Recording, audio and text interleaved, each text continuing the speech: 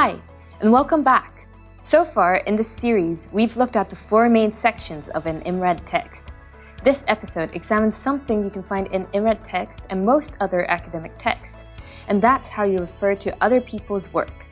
We'll use examples from this article. Epidemiology of race day distal limb fracture in flat racing thoroughbreds in Great Britain. To recap, the topic is a kind of injury which can occur in racehorses. Fractures in the distal limb. The purpose of the study is to find out whether injuries like this happen more often under certain circumstances. Academic writing builds upon earlier work and adds to it to create something new. Readers need to be able to see how earlier works have influenced new ones, and writers have a responsibility to show them. Readers need to know three things: which facts, ideas, and so on come from another source, what is the source, and who is responsible for the way the ideas are formulated. Let's see how writers can answer these questions. To signal that information comes from a source, writers use a reference. This is also called a citation. For readers, originality is the default setting. That is, if you don't provide a reference for an idea, readers will assume that it comes from you, and not from a source. References can appear in different forms. In the sciences, two are particularly common.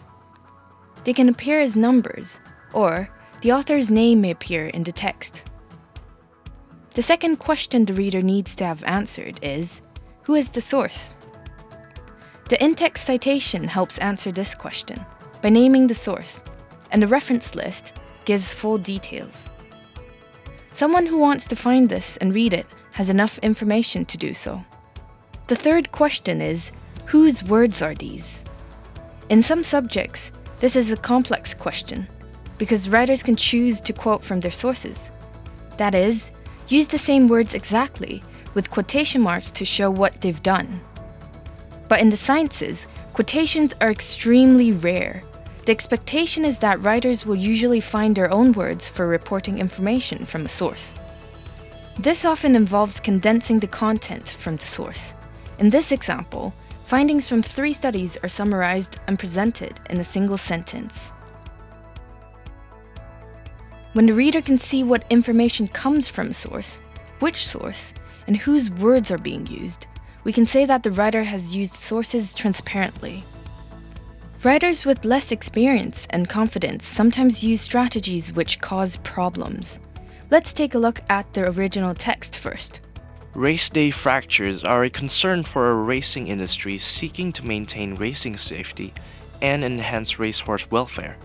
Some writers may start with language from the source and make changes, for example, by substituting some words.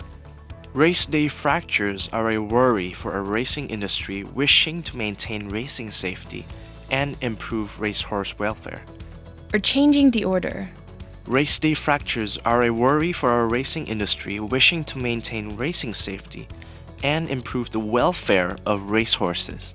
Or adding or removing words.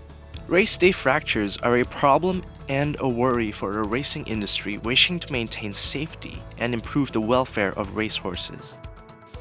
But even if this makes it look different from the original sentence, this isn't a good strategy. The writer hasn't met the responsibility to use sources transparently. That is, the reader can't see how the source has been used.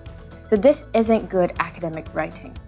It might also look like plagiarism to your teacher, and that can have serious consequences. To summarize, academic writers have a responsibility to show their readers how they've used other people's work. Readers need to know what information comes from the source, which sources have been used, and whose language is used.